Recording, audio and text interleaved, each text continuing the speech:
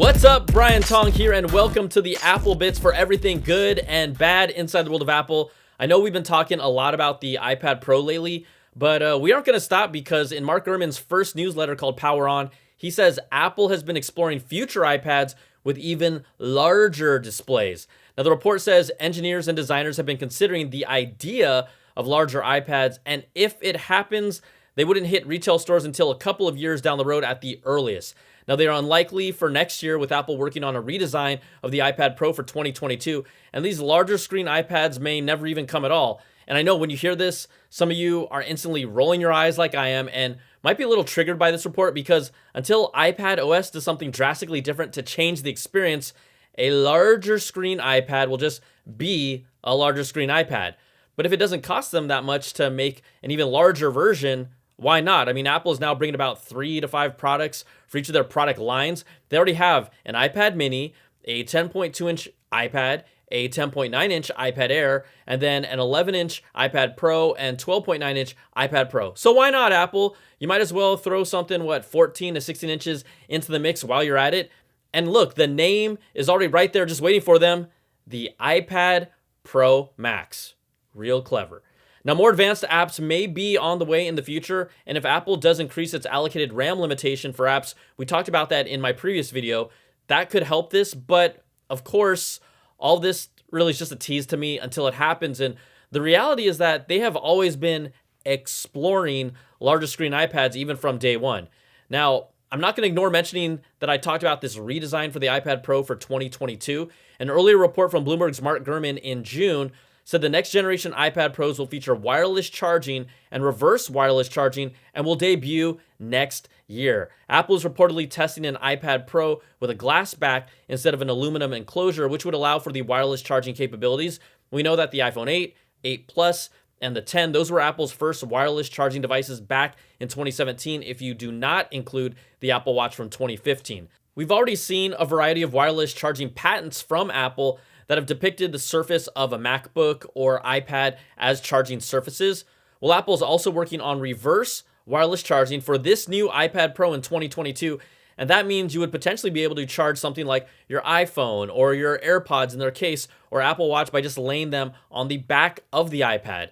And yes, we've already seen some things like this on other phones and devices for years. The iPhone 11 was once rumored to have bilateral wireless charging, but then that rumor obviously cooled off, and then we never saw it on the 12.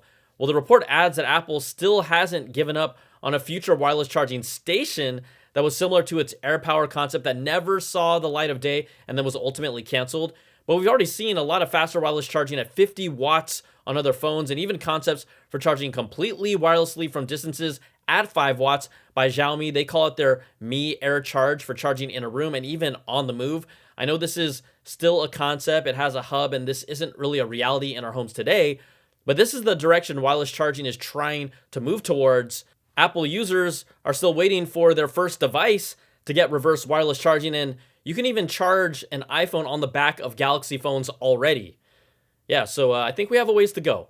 All right, that's not all the iPad news we have with the new iPad Mini expected this year, but before we get to that, let's take a moment to thank the sponsor of this video, Magic Spoon.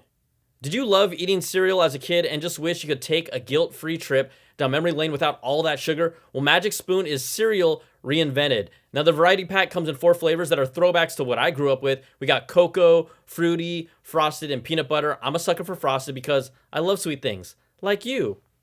Magic Spoon cereals have 0 grams of sugar, 13 to 14 grams of protein, and only 4 net grams of carbs in each serving. That's 140 calories per serving.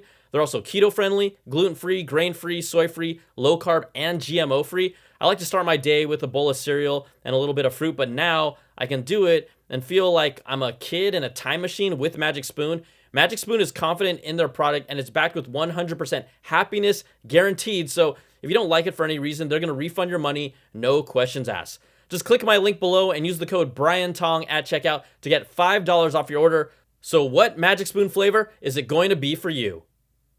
Okay, let's get right back to the iPad Mini to get you all up to speed. There's been really a lot of back and forth if it's going to be the same design or a new design, but we now believe the iPad Mini will be getting a major redesign this year that will take on the design cues of the iPad Pro with a larger screen.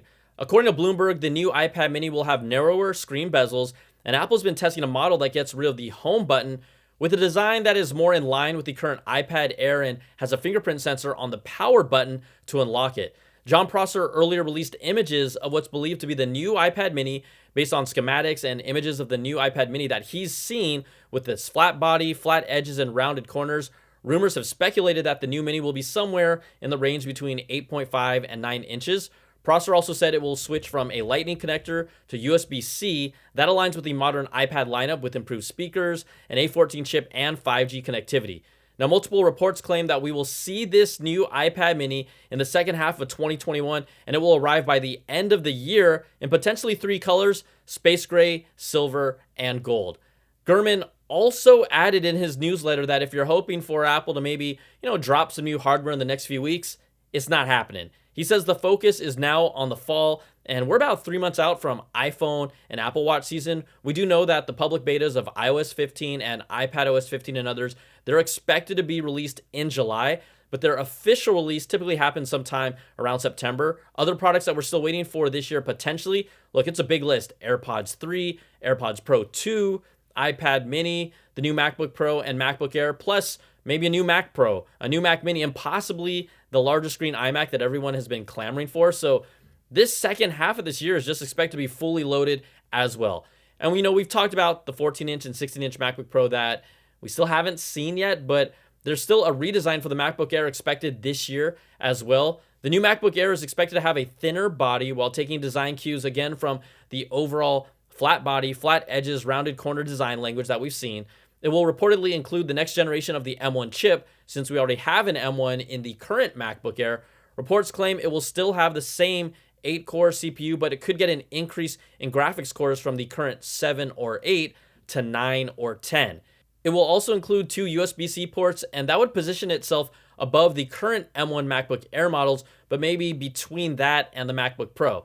We've also seen some early renders from John Prosser and renders by Ian that are based on schematics and references that they have seen. Now, Prosser has also reported that they will be available in color options similar to the new M1 iMac. They'll feature a smaller trackpad, and then the feet underneath them will also be redesigned as 2 rubber strips, similar to what we saw on the bottom of the new iMac's base as well. Other rumors that have been bouncing around with the new MacBook Airs include a potential mini LED display and a MagSafe charging port, but it's believed that a shortage in components and possibly mini LED displays delayed the new MacBook Pro lineup, so it's unsure if we're going to see them on these new MacBook Airs. Now, reports target the second half of this year at the earliest, or sometime in 2022, but if you maybe just can't take this month of no new Apple hardware and you are really suffering, I'm sorry for you.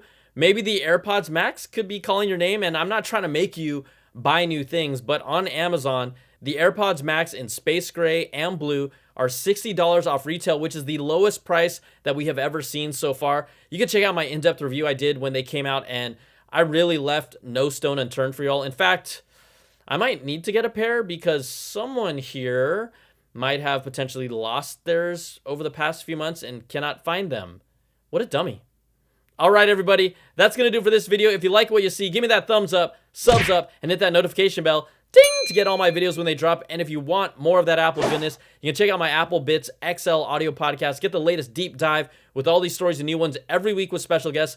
Thanks so much for watching, and I'll see you next time. Take care and be safe. Peace and love.